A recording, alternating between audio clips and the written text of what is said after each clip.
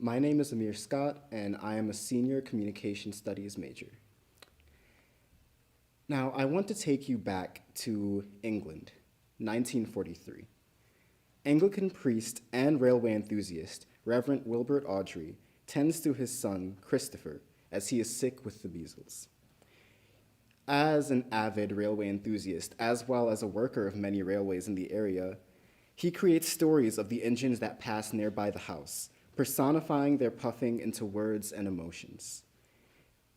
2 years later, in May of 1945, these stories would later become published under the title The Three Railway Engines, which would be the first installment of the railway series that would eventually inspire the famous television adaptation, Thomas the Tank Engine and His Friends. I find this really interesting that the stories started being told to a sick child, as the stories have so much to say about disability.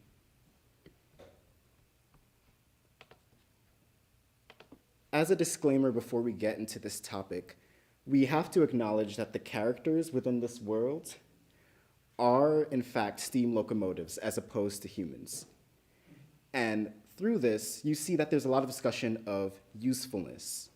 And I want to really bring it home that in reality, where we are all humans, your value is not rooted in how useful you are. And that is actually a very harmful way to approach disability justice. But for the sake of the way that the world is structured within these stories, where these are personified steam engines, usefulness is a lot of their value. So that is how it will be discussed. So there are many characters throughout the Reverend W. Awdry's world. We have Edward, the Blue Engine, number 2, who is old, reliable, kind, and wise. You have Gordon, the Big Engine, who is number 4, who is pompous, stubborn, self-important, and grumpy. And then you have Henry, the Green Engine, number 3, who is cautious, sickly, cynical, and occasionally arrogant. Now, you'll notice that I have not mentioned Thomas. This title was a misnomer about what Thomas the Tank Engine tells us about disability, as Thomas actually isn't very relevant to it at all. And even within the books, he did not appear until the second story, although he does bear the number 1. But I actually want to focus on Henry as a character first, and what Henry tells us about illness. So Henry is a very sickly engine, as I mentioned in the beginning. He was rooted in a stolen blueprint of a prototype for another steam engine locomotive, who was then deceitfully sold to Sir Topham Hatt, also known as the Fat Controller. And because these were stolen blueprints for a prototype, they weren't fully functional. So he has a lot of system failures that were not expected. For example, he has a smaller boiler that makes it harder for him to steam, and he cannot move long distances or haul very heavy goods. And it's really interesting the way that others respond to his ailments. He says, "Oh dear, my system is out of order. No one understands my case. You don't know how I suffer." And Thomas responds to him with, "Rubbish, you're too fat. You need exercise." Or Henry will say, "I suffer dreadfully and no one cares." And he'll be responded to with, "Rubbish, Henry, you don't work hard enough." Now, what we notice is that something like a small boiler that doesn't produce enough steam would be an invisible disability for a steam engine. In real life, there are so many people with invisible disabilities that sometimes we aren't the kindest or the most understanding as towards how those lead to their lives to be harder and how those struggles may not have the easiest solutions. And Henry is put in a very precarious spot, because as a steam engine who can't function, he lacks a purpose on the railway, and in certain ways becomes a burden. And as here, the world of the Northwestern Railway was just beginning, and its director wasn't the most wealthy, it was actually very cost ineffective for him to keep Henry on the staff. And that was one of the concerns, that he would eventually be scrapped, which the equivalent for humans of what a steam engine being scrapped would essentially be execution, which is very morbid. So you can only imagine how terrified he would be of this fate. Luckily, the Fat Controller, also known as Sir Topham Hatt, was very understanding and decided to do a system check. And what they discovered was that, as his fireman said, "Excuse me, sir, but the coal is wrong. We've had a poor lot lately, and today it's worse. The other engines can manage. They have big fireboxes. Henry's is small and can't make the heat. With Welsh coal, he'd be a different engine."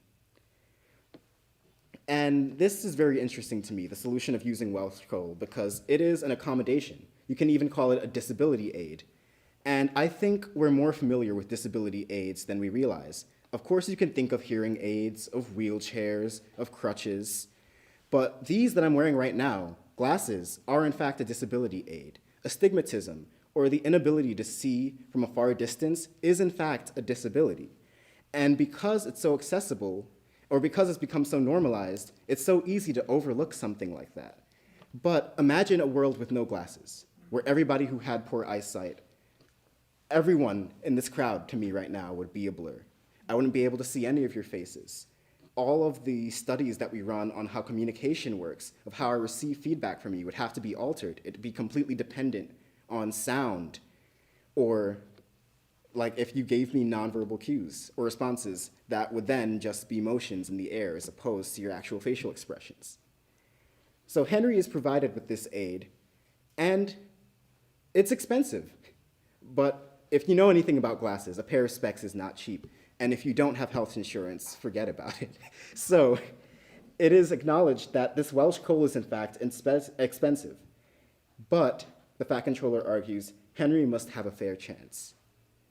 And I think we should all thank God for mentors who have that sort of grace, who understand that despite the struggles we go through, we still deserve a fair chance, and that the things that disable us shouldn't be the end of our stories. And because of this, Henry's story is allowed to continue. His driver even states, "Henry won't need pushing, sir. I'll have to hold him back." And it says Henry had a lovely day. He never felt so well in his life. For someone who is not chronically disabled, I don't think we understand how nice it feels to go your entire life of never being able to feel okay, of never being able to feel in good health, of seeing everybody be more capable at basic everyday functions than you think you will ever be. This is truly a day worth of rejoicing for Henry. Unfortunately, Henry later has a fatal accident in the 6th book while pulling the flying kipper. It's a snowstorm, the snow weighs down the signal, so it says the incorrect thing, and he doesn't stop, which causes him to crash into an idle train on the line. Luckily, Henry is rebuilt with a new shape. He gets sent to Crew, which the Fat Controller says is a place for sick engines. So you can think of this like a hospital, where you're rehabilitated and restored to health after a terrible accident. And you can think of this new shape as a life-altering surgery. So we see that other engines, such as Gordon, get jealous and say, why should Henry have a new shape? A shape good enough for me is good enough for him. He goes off gallivanting to Crew, leaving us all to do his work. It's disgraceful. Now, as we see, Gordon is not the most understanding of Henry's condition, and why, for Henry, his circumstances are different, and why he'd need different accommodations. But either way, we'll forget about Gordon and his grumbling for a bit, and appreciate the fact that Henry's new shape still preserves who he is. He's allowed to be so much more than his disability. As I mentioned, he has a cynical streak and an arrogant streak, which is oh so fun to explore when he's not busy suffering and breaking down. But the next character that we will go into is Edward, and how he's a story of perseverance. Now, if you see Edward, who is not the big engine in this picture, but rather the small one, who is right of center, he is very ordinary. He's blue. He is literally called Edward the Blue Engine. And if you have seen so far, with Gordon and Thomas, there are a lot of blue engines on this railway. It's their livery, or what we would call a uniform. So there's nothing that causes him to stand out from the rest. He's small, he's blue, he's old. There are many factors which would make people think that he's not worth remarking. And it's said that he hasn't left the shed for a very long time at the end of this quote. He's just been sitting as everyone has counted him out, and haven't believed him to have much of a use compared to the others. However, Edward is brought out to do some shunting, which is not the most glamorous job, as it's simply arranging trucks around a yard, as opposed to engines like Gordon who pull the express. But he goes about it very happily.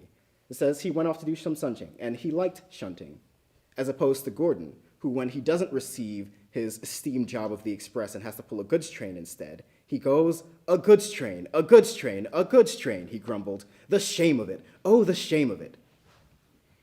We also see these different attitudes continue as he gets stuck on the hill. Gordon, the big engine, gets stuck on the hill with the heavy load of goods. And he simply says, "I can't do it." And who should come to his rescue but the oft underestimated Edward the Blue Engine? Old Edward, who people believe to be weak and slow, is able to help push Gordon up the hill. And he has a very tenacious attitude, saying, "I will do it," as opposed to Gordon's, "I can't do it." And here's where we see the very interesting personifying of the steam engine sounds, of the huff and chuff of steam engines is turned into, "I can't do it, I will do it, I can't do it, I will do it," until "I've done it." This is Gordon saying, "I've done it," and he proudly goes down the hill forgetting all about the little engine who helped him, Edward. And I think this is such a poignant note from the Reverend W. Audrey, that so often those who support us, we often forget about them, not even knowing how much of an effort it took them to contribute. Nonetheless, Edward is able to appreciate that he's finally a useful member of the team, and he gets the respect that he deserves. And we see in a later story, Book 21, Mainline Engines, Edward's Exploit, he is criticized by the bigger engines for his lack of strength and lack of speed. It's not like the underestimating ceases, it continues into the future. But while taking a train home in the heavy rain, he breaks a side rod, which, as you can see in the picture, is very painful. But he's willing to persevere despite the fact that he has this injury, as he knows how important it is that the passengers arrive home. And through his tenacity, he's able to bring the train to the station. He succeeds, and he came a long way from the little old engine who was never allowed to leave the shed. And he's so much more than that. He becomes respected, he advises Thomas, and raises him up from the innocent tank engine who didn't know much about the world, and he becomes one of the most reliable engines on the Fat Controllers Railway. So if there's anything that we can take away from this, is that you should never underestimate somebody simply by the first glances that you receive from them, or because what you perceive their ability to be, as well as there is use for everyone in this railway, and there is value to everyone in spite of their ability. Thank you.